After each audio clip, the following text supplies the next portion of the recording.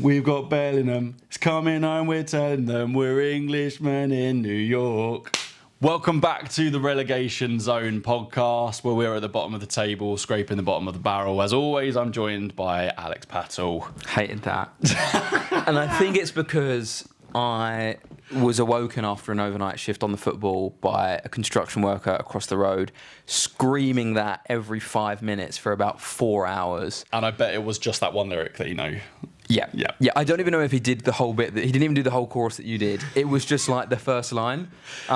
I love the original. I like Sting. Brilliant. Yeah. Great singer. Oh, we're on what? 50 seconds for the first trumpet. The police have I said we need more police. Today I feel stung. Very good. We'll get them out of the way. How you doing, mate? I'm good, mate. I'm good. How are you? Yeah, not bad. I'm loving this. Is this the top of the team that you coach? No. So this is very confusing. Not to dox myself too much. This is Dulwich Hamlet, which are very trendy southeast London outfit. Nearly got promoted this season. They have actually picked up some fandom recently, haven't they? They definitely have. Yeah, they're cool. Great shirt. They're trendy, really cool colours. Defected Records as well as cool sponsor. It's the team that Peter Crouch had a bit of involvement with. There was a documentary a couple of years ago. Highly recommend. But it's a cool little shirt. Oh, good stuff. Nice. It's good quality. Got it for my birthday. Yeah. When was your birthday again? 27th of September. Oh, okay, yeah. Just in case anyone wants to. Yeah. Just note it down. Just write it down. Put it in your calendar. You don't have to do anything with it. Just put it in the calendar. Just be aware. That's all we ask. Your birthday's coming up. Yeah, my birthday's coming up. Big one. I keep joking with my girlfriend. Every time she brings it up, I'm like, it's not that soon though, is it? So for a while she was like, you're basically 30, and I was saying, it's like 5 months away, by the way. And then it's like, it's 3 months away. It's quite a lot of time. And now I'm at the point of like, it's 3 weeks away. 20 like days, that's ages. Like come on. I'm maybe in slight denial. But yeah, still, I'd say I think I've matured. I've matured to the point that I should have at this age. Sitting here with these red and yellow toy cards, my jailbroken PS Vita somewhere in the flat. With a podcast discussing whatever. Yeah, discussing football, allegedly. Allegedly, yeah, exactly. We are going to get a little bit into football at some point. No, a bit earlier on. Yeah. I wanted to recount a story. I remembered it when we just finished recording the last podcast. I was at Valencia Airport. I don't know if I mentioned I went to Valencia for a month. You went to Valencia for a month. And all I could have in my head when I was in the airport was that piece of Peter Drury commentary. Which one? The end. Where do we go from here? I was just stood in the airport with my bags. And I was doing that when like players just look around pensively at the pitch. I was just doing that. I was like, I felt like it must be as close as like a lone player must get when you're like playing for Leeds. And you're not getting much game time. Well, I'm getting plenty of game time, don't worry about me. I'm getting loads of game time, don't worry about that. But you go to like Bilbao, Osasuna, Torino, and you go and you're there for like, from January maybe, and then you come back and you're like, you've had a brilliant spell, you've loved the food, loved the culture, the fans have loved you, and then you're like, gotta go back to Ellen Road. Yeah, that's... God, I've never probably thought enough about what that experience is like. I sometimes think about what the experience of a player moving countries for like a few years is like. The fact that, there was a great piece written about this. I can't remember who by. Could have been by The Independent. Great publication.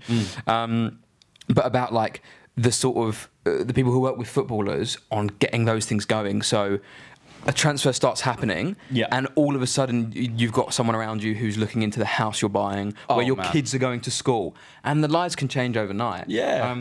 And I suppose in a way yours sort of has, thinking about the future, where the future lies, where does Valencia fit in? Yeah, definitely. I've got my first Spanish lesson this afternoon, in fact, with Mateo. So I'll keep you updated on that. Spanish version of the podcast coming soon. Yeah, you speak in Spanish, I'll speak in German, and that'll be the podcast dead in the water. Yeah. What was when Drury said the end? Where do we go from here? Remind me, what moment was it? Arsenal. Or was it when they bottled... Which one? When they bottled the league. I think it was a Champions League game, Should we find it? Yeah. Was it not a positive thing? Where he was like, they've gone further than they've gone before, and that's why it's... His manner of speaking was not... Okay. The end. Where do we go from here? Got you. The end. Make sense of that. Do you remember? It's like that. It rings a bell. Yeah. Here we go. We've got it. Here we go. Okay, so this is a Google overview. The phrase "the end," makes sense of that. Comes from legendary commentator Peter Drury, poetic monologue following Arsenal's chaotic 3-3 draw with Southampton in April 2023. The end. Make sense of that. Well remembered. It was AI. No, but you knew it was an Arsenal League bottling thing. Arsenal went down a goal in the first minute, fought back from 2-0 down, 3-1 down, and then got a draw. Maybe it was Arsenal looked completely broken and relegation threatened Southend. Is that the overview or are you saying it wrong? No, this is me saying it wrong. Okay, interesting. So I don't actually know where... Oh, so AI might not have all the answers. Yeah. Ponder that, listeners. Ponder that, scrappers. It's dramatic if it's just a league game. So more evidence. We're looking at more evidence that it's Arsenal versus Southampton. Sorry, I've derailed the podcast so early on. We had a really nice, smooth start. I don't think there's anything of note. Okay. Well, either way, it was a good callback by you. It was just a Friday night. Just Friday night. Just a Friday night football game. So yeah. Yeah, thanks for that. Anyway, see you all next week. No, we've got fan questions. I'm really excited about this. Yeah. We've mentioned this a couple of times, I think, already in passing, but just to make it clear, we've decided to call the Relegation Zone listeners the Scrappers. Yes. We wanted something relevant to relegation, and the relegation sort of threatened was too wordy. It was cumbersome. Yeah. So, or the I don't like any shortening of like the Rellies. Yeah. Scrappers is cool. Like Scrappers, you get yeah. scrappy. Scrappers. There's some merch. If we ever get there, we'll get some merch. And we've had a bunch of really good fan questions, so we wanted to start with them today. Let you know that we've heard them. Let you know that we're sticking to our word because we said we'd do it. Yep. We said we'd do it, and we're men of our word. Absolutely. What one do you want to start with? I know what one we're going to end on. I've got one to end on for one of my friends. We can go for some simple hitters. Yes, okay? You've got some quick fire ones. I do, yeah. So, okay, I really like this. This is really interesting. Is 2-0 better than 4-2? Oh, wow. Like, for the team winning it? Yeah, of course, yeah. Would you rather win 2-0 than or 4-2? I think 4-2. Okay, why? I think there's something quite thrilling about that, and you're giving the fans more. It's a game people are going to remember more. But if you were a coach, you're and most players, defenders, obviously, saying 2-0. But yeah, I just think if I went to a game, or if I put a game on the TV, again, just through certain lenses, I would rather it was 4-2. What about you? Yeah, I agree. You want to score as many goals as possible in a game. I mean, conceding goals, the goal of football is always score more goals than the opponent. Right? Clean sheet, yeah, it's good, but I think it's just a bit of a vanity metric. It doesn't really make a difference. Yeah, fair enough. Really, it's the same goal difference. Johan Cruyff said that the perfect football game is 0-0. Do you remember that quote? What did he ever achieve? Yeah, exactly. What an idiot. Yeah, loser. And I get it because it means that you've done such a resolute job that you've not conceded a goal, but you've also not scored a goal. Yeah. Yeah, I know. Yeah, loser. lame take. Yeah. Loser. Is Nagelsmann just a Bratwurst Southgate? I have no idea how to unpack that. However you want, my friend. I'm sorry. No, I think much more tactically adept, but also much shorter tenure with the national team. And yeah, different. Oh man, look, I'll talk about this another time. But I think people really underrate his 2024 Germany team at the home Euros. They were a great team, man. Yeah. They only got knocked out at the death by Spain in the quarterfinals. They were such a good team, and because they had a crap World Cup, the narrative will be quarterfinal and last 32, and half of that is very much worthy of criticism. But no. Yeah, I've got a German friend listens to the she's a scrapper, and before the tournament, we were both saying like the squad's a bit weird. The way that he's talking about his players is weird. And Southgate never did that, to be fair. Like he was always very behind his players, but Germany just looked so disjointed and a bit weird. They had some big retirements. And the squad was thin. Yeah, true, exactly. Okay, which 3 England players would you most want to go for a pint with? Pickford, straight in. Okay. Pickford's a laugh, and I think he's treating you to an extra round. Yeah. He's going, hey, don't worry, Pep. He's saying, Hey, don't worry. Hey, don't worry, mate. I don't know why he's a farmer in my head. yeah, he's definitely doing that. I think he's large and intimidating, so if it gets a bit gnarly, first of all, I think he'd get stuck into a fight, but I think he'd probably put some other lads off fighting as well. Yeah, 100%. Who else? I think Pickford as well. He's not drinking pints. He's drinking like something like not a Smirnoff Ice or a VK or a WK. Do you know what I mean? He's drinking something a bit obscure, but it's like it's Pickers, isn't it? Definitely. Jude. I think Jude interests me because I'd want to know. This is more of like the journalist in me. I'd want to kind of get to the bottom of like his thoughts and feelings on football. I think he's also quite don't know if I'm going to say misunderstood. I don't think we know yet whether he's a misunderstood personality or whether people have kind of got him bang on. But that is interesting to me. And I think a few drinks you're likely to understand. All right. First of all, I love Jude. I think he's brilliant. I think that when it comes to England, because no one watches German football for the most part, and no one watches Spanish football for the most part. No one sees him week in, week out. So anytime we see him, he's talking to English media, who present company accepted, always try and bash the England team, always try and find a way to sort of bring them down. I've seen clips of him on like CBS Golasso, and he's so relaxed, he's so lovely, he's so calm, he's enjoying it. I feel like he puts a bit of a wall up because he has to with England, because he knows, especially that role that he plays and who he is.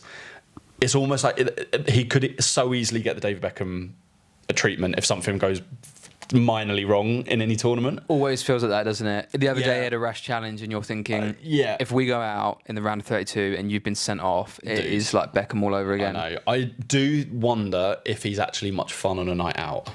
I hear you there. That's a fair counter. He's got 5k in the morning. He's not drinking too much. This is a bit like me on a night out, I'll admit. He's calorie counting, maybe. Yeah, this is a bit like me. Okay, what about a third person though? You bring us home. See, I know who your third person would be. It's man like Deckers. Man like Deckers, innit? It's man like Deckers. Well, he's Sacks, mate. Come on, I'm a West Ham fan though. Like you know, he did big stuff for the club. Sure. Yeah. Go on. Who's your third? I accept what I said about him on the last podcast. I go with a drink with Harry Kane. I almost said him. I think that if you get a few pints down him, I think he's fun. Initially, he's a bit like, oh, how's the kids? Yep, cool, how's work? Fine, yep, all good. Like, you literally got record goal scorer. He's like, yeah, it was all right. Like, but then get a few beers down him. I agree. I could get him on karaoke. I was literally going to say, you and him on karaoke was one of the first images that came to mind. What would we sing? Me and Harry, what would we sing? He likes Drake, he says. He does like Drake, yeah. One Dance? Maybe Passion Fruit. I can see you guys doing Passion Fruit. Yeah, I don't really like Drake, if I'm honest, so we might. But for Harry Kane, you'd probably have to. I do lots of things for Harry Kane. Singing Drake is done. Slow down on the list. What else we got? When are you actually going to talk about football? Probably never. So deal with it. Yeah, don't get your hopes up. Like and subscribe. What's your favourite slur? I'll send you my top 10 in the DMs. She didn't have 10. Thoughts? She didn't have 10. Thoughts on Klopp to Germany? God, it's very German. Did you write these? I didn't write these. German focused. I think he is the only real choice, for a number of reasons, and like the main two being, first of all, Nagelsmann appeared to be not on the same page as his players. I think Klopp is the complete right personality to bring them all together. Yep. And from a footballing point of view, you've had one or two ex-players, and Schweinsteiger's been one of them, where he said like Pep came into the Bundesliga and kind of changed perceptions of domestic German football. It bled into international German football, and they've kind of become this at times laboured possession team. I think Klopp would get them back closer to the style that made them what they were, what made them dangerous, a much faster pace. I just think he clearly wants the job. Yeah, come on. For all of the he clearly wants it. I think it has to be him. I agree, and I think that it fits his sort of semi-retirement, more relaxed. Like he doesn't want to do a 38-game season in the Prem and then all the Champions League and stuff. But I think travelling around to see different players and that unity, it just feels like nailed on. I think it's a scary concept for the next Euros. I'd love if Pep Guardiola took an international job in the next. You were saying this, he takes Spain or something, and it's Klopp versus Pep. Because Pep, we'll talk more about him on a future episode because I've got so much to say about him. He's just madman, and I think he does get a little kick out of just everywhere Klopp has gone, Pep's followed, and then. Oh mate, I said he's such an obsessive. Yeah. I think he would actually be even likelier to take a job like the Spain job Yeah. because Klopp is in an 100%. international role. He's that mental. Loves the competitive. I mean, if you're Klopp, you're just like, why do you have to be born in the same era as me? Like, you just 10 years before or 10 years after would have been fine. Like, give a clean slate at Dortmund and win. Liverpool, get a few more trophies. Like, But like you wouldn't then be talking about them going head to head over the course of a season. Yeah. You're talking about them meeting in a one-off knockout game, Yeah. and Klopp's record against Pep in some of those big games, That's true. Champions League and some of the like domestic ones was really good. yeah, that's true. Any more there, or shall I get on to a few that I had sent in? I got one You more. want more? If you could only play one FIFA game for the rest of your life, which one would it be? You might have a similar answer. I'm not going into like what's got the best game mechanics. It's nostalgia, and for me, I'm thinking it would be like probably FIFA 07. Wow. So the first one I had on PSP, I think, and yeah, man, just like the fact that FIFA experience and being a kid could take anywhere, and at a time when like I was super into, I went in and out of football a bit when I was younger. That time I was so locked in and knew the West Ham squad really well. So like a career mode on that. Yeah. What about you? So I was back in Essex last week, and my PS4 is down there, and I loaded up FIFA 14 for the first time ever, and it's like you say, the nostalgia of like rushing home from school, getting it on. Like the soundtrack is just amazing. I had a Man City career at the time, and also the game mechanics are fun. I think the new engine, I want to say it's called Frostbite, maybe, like killed it a little bit, but it was so arcadey, so fun. And that Man City team, like it's like Kun Aguero, Dzeko, Jovetic, Micah Richards isn't bad, Joe Hart in goal. It's just like, oh my god, this is such nostalgia. And the kits as well, like, Oh yeah. I loaded up Tottenham. I played a game with Tottenham, and like Moussa Dembele, Harry Kane, 19-year-old Harry Kane. Wow. Hold that thought. Excuse me. Continue. Bless you. Allergies. Rated 68. It's just things like that where you're like, you've got no idea. At the time, Harry Kane would be the first player I'd sell. Yeah. Crazy. He'd be like, Adebayor and Soldado. Yeah, I'm good, mate. Go, see you later. See you later, son. Who are you? Oh man, yeah, nostalgia is such a big part of it. I remember that time of year where you'd like queue up and, or you'd order it and go and collect it. Or I mean, again, for me that was funner than getting it delivered. But yeah, man. Yeah, love it. Yeah, hit me. We had a couple of really good ones from some friends of mine and listeners. The first one: would PSG win the Premier League? Oh, I think that's a really good question. I think they'd actually struggle with the fixture congestion, because this year, didn't they have like 3 weeks with no game or something? They had like they'd already won the league, and then they had like 2 weeks to prepare for their Champions League game or something. I think they've got an elite squad. They're bound to be injuries. I don't know their squad depth is that good going forward. Kvaratskhelia, Doué, Barcola. I mean, it's not bad. I think they'd get top 3.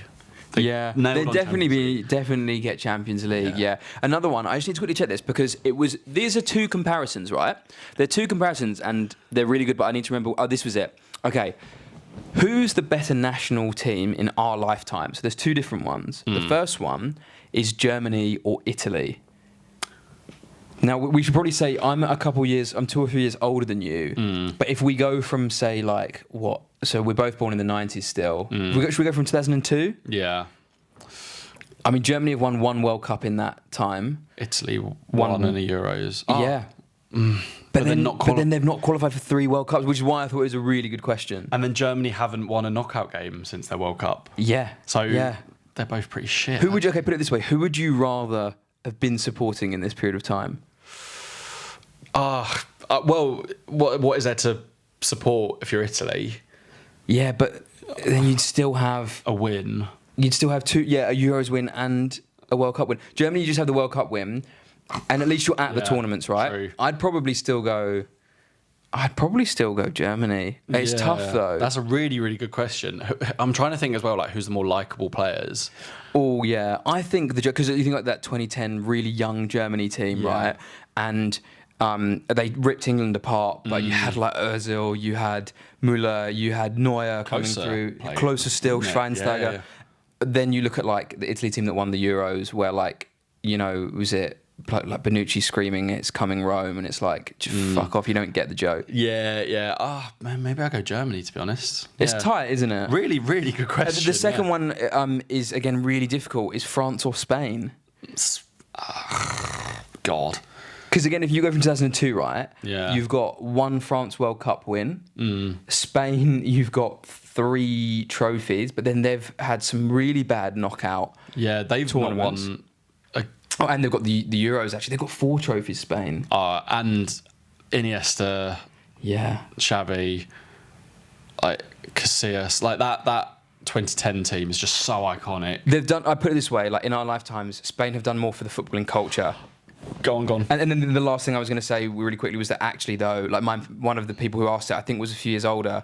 If you factored in '98, France did win that World Cup, Yeah. and I think they won Euro 2000 as well. So if we were to judge it from slightly earlier, True, it would yeah. be closer. But I still think Spain done more for the culture. And France had that really big incident where they didn't qualify in the bus thing, and like the fallout in 2010. That would really, I don't know. And then Zidane's headbutt was 06, cost them in the 06, final. Yeah. That's heartbreaking. Don't know. I think the France team have had more dislikable figures in there. Yeah, probably. Maybe. God, a really good question. I'd go Spain. I think I'd go Spain as well, but again, I think if you judge it from a few years earlier, it becomes even tighter. This is okay. I need to set up this next one. This is the last. This is the last one. So, I have a friend called Lawrence who is he really is like, it's crazy how not into football he is. You know how you kind of like, okay, you might not like football, but you know what the World Cup is and stuff. We've got to be careful that we're not sat in a big glass house here. Yeah. Throwing boulders. No, that's fair. That's fair. Like, I'll just say, like, you think, you know, like everyone at least has like some. A podcast we barely even talk about football. Yeah. But like, you know, he was like, oh, I thought the World Cup lasted. I thought it'd be like maybe 1 game a week, and I was like, it was like 24 games a week the first 2 weeks, you know. And he's like, oh, so he'll ask me about rules all the time. And this is where this question comes from. He wants to learn. He wants to learn, and I really rate that. Love that. Really enthusiastic. Lawrence said, do you think players' arms should be strapped by their sides during football games? Right. So His logic is obviously that they're not using them. Other than the goalkeeper. I mean, and that logic is flawed because just the basic aerodynamics and balance of. Yeah. Lawrence is more into sort of film and stuff than like sport, so he did. I think he was forced to do judo when he was younger, so he must understand balance, like you say. Yeah, first of all, just to get that out there. It's a funny concept. I don't know if you've ever done Zorb football. Once, I think. Yeah. I did it. Basically, you're stuck in a massive like plastic hamster ball thing, and the plastic is like here on you, and you're in a tube like this. It's very, very hot. And the one time that I did it was in Lisbon on a stag do. It was very, very hot. Everyone was very, very hungover. It was not a pleasant 30 minutes, and no one was particularly skilled at football. And you can't play proper football because you can't see. So it was just 16 lads all smashing into each other as hard as possible. So I'm trying to imagine like how that translates. I'm just imagining someone going like, but even the sport would look so much less cool. Imagine Mbappe sprinting through on goal. But his arms are by his sellotape to his side, or like someone's diving in for a double leg, like 2-footed slide double leg. God, I sound like Lawrence. A 2-footed challenge, but they're like penciled, like diving down to the ground. Yeah, and like the amount of broken noses and concussions and everything. I think. I think we've discussed that far too long. Yeah, fair enough. It gives credit for. So I'm going to play you this voice note from Lawrence, who knows very, very little about football. Again, like you're like, oh, you know Messi and Ronaldo though. Yeah. Don't be so sure. Don't be so sure. Play it into your mic. Yeah. Here we go. I started the message, so. I love that you said, from your standpoint, it's actually a really good question. And I was like, I know that wasn't supposed to sound like an insult, but He's talking about the arm strapped to the side. could potentially be one if I was more sensitive about I do know sports, I do. You know, the one with the ball, with all the running. But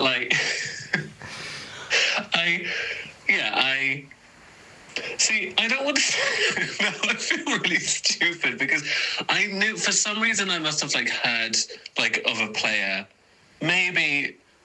Oh, what was his That's a name? long fucking voice note. You said it, We'll cut some of this. Ronaldo, and he's the one. I know what he looks like.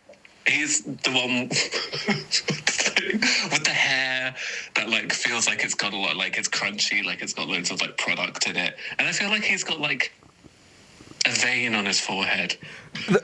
Sorry, pause. What's that football player? One of the most recognisable, famous athletes in the world. No, not him.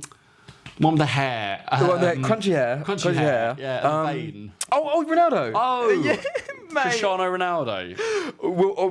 We'll trim the meandering at the start. I wanted to drive home. If you ever take for granted, everyone knows who Ronaldo is. Everyone knows what the World Cup is. First-hand proof, and we love Lawrence. Lawrence is a friend of the pod. He's chief scrapper. Chief scrapper. My dream is for him to be a guest on the podcast. But there you go. Perfect. That's the one with the crunchy hair. That's fucking brilliant. Vein in the forehead. And sometimes, if he's maybe working Running? really hard. Yeah, but not always. Oh, you know that footballer, the one with the one that sweats and the one that's got hair. Probably Ronaldo. Probably. Yeah. Oh, you got it from those clues. That is very funny. He's a similar age to us.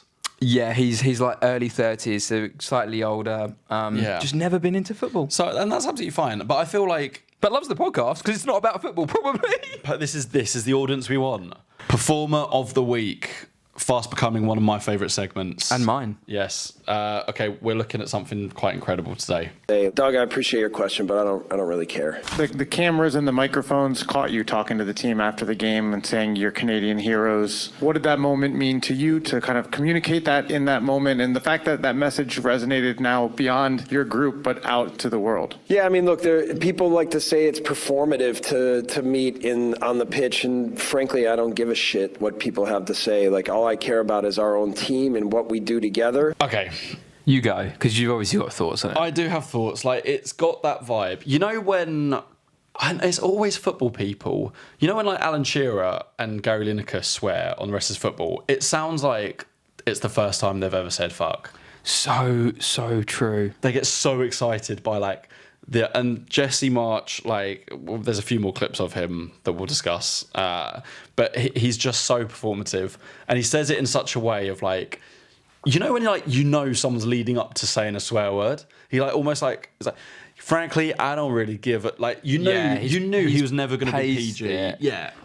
Yeah, I mean, you're so right, man. He's kind of trying to come across like he's hard, and it's just so funny that he's actively addressing people calling him performative, and your takeaway is, he's performative. Yeah, I know. Sorry, Jesse, no one's buying it. He fell into my trap. Hook, line, sinker. There's another clip as well I want to watch of Jesse, which is a bit more of a recent one. Yep.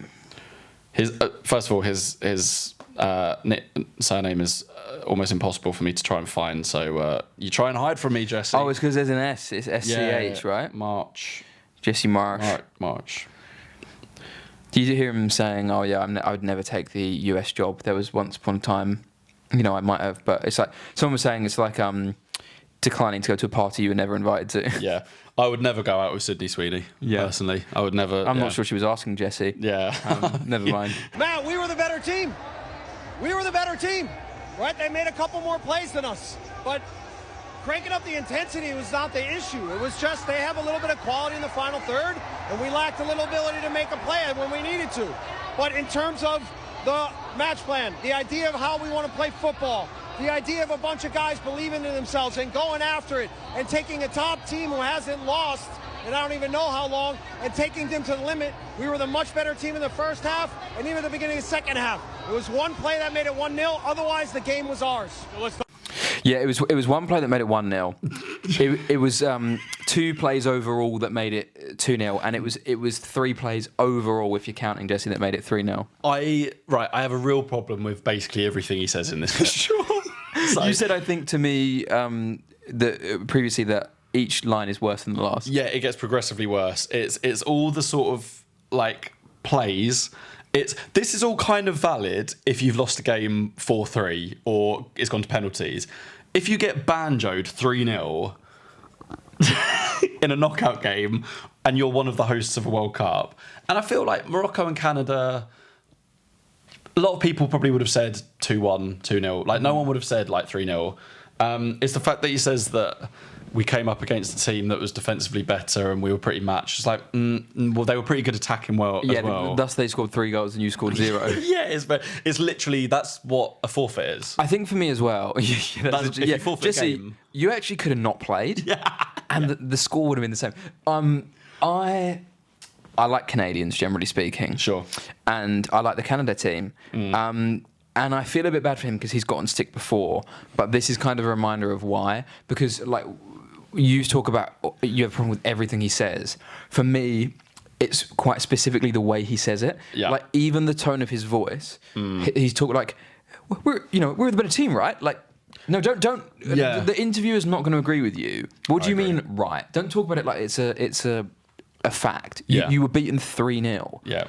The tone is almost like, I thought about this. Some of the players in there, certainly Alphonso Davies, if he's hearing that from Jesse Marsch, you're thinking like, bloody hell. Every time you do national duty for Canada, you're probably thinking like, I've just got to get through this. Through. Like, I love the lads, but Jesse's going to be a pain in the arse. Which is never good. Which is never good. They must be thinking that. Yeah. I mean, like, you look at the stats and it's like fairly balanced, but still not good. Like, it's not great. No, look, don't get me wrong. I watched it, and Canada did, in all seriousness, they did actually do themselves justice. They played really well, and look, they got done at the end on the counter. So I don't mean to sound facetious, but they like, I don't know, you can't then come out and spin it like that. Who would you rather be? Canada or Morocco? So having said all that, can I shock you? No, I'd rather be in the quarterfinals of the World Cup. That is the funniest bit. Like, I'd rather be packing my bags and going home. Yeah, I'd rather be packing my bags and going home, not going on to face the best team in the world in the quarterfinals of the greatest sporting tournament ever. Right? Yeah. You know, football, I don't really like playing it. I quite like watching it from home. Yeah. Yeah. Bizarre. And the bit at the end, Canada thanks you. I thank Canada. Oh, again, it's the tone in his voice. It's so... You can take the American out of America, but you can't take the America out of the American. 100%. Even if you put them in Canada. Have some humility as well. It's like, you look, don't get me wrong, you can gear up your team, but like, I do this with my under-15s girls. I'm like, I'd rather be us. We're all right. No, it's fine. Yeah. Resilience. We come into training tomorrow. We've got lots to learn. Yeah. Grown adults, and you're one of the hosts of the tournament, and you got done in 3-0. Yeah. I thank you. Now, thank you. Oh, like, God. Mate, you're not a hero. Not really. You're not a hero. You just crashed out of a tournament. Yeah, and actually a better coach might have found a way to get a goal in a game that they were admittedly in. I know. And also, like, don't get me wrong, there's no expectation for Canada to have won the World Cup. But, like, it's just more annoying that it's like, we didn't expect you to win the World Cup, so why are you talking like we'd rather be us than them? It's like, no, go out and try and win a game and then be disappointed that you've lost a game. It's fine, you can do that. Yeah, so true, so true. Right, scrappers, we fucked up a little bit and the SD card is full. So this is the outro coming from from my iPhone. Mike's not connected. Mike can't even say I just talk to you normally. Yeah, thanks for watching. Please subscribe. And we'll see you next time, and hopefully fewer errors. No, not no errors, but fewer errors. Fewer maybe, yeah. All right, bye.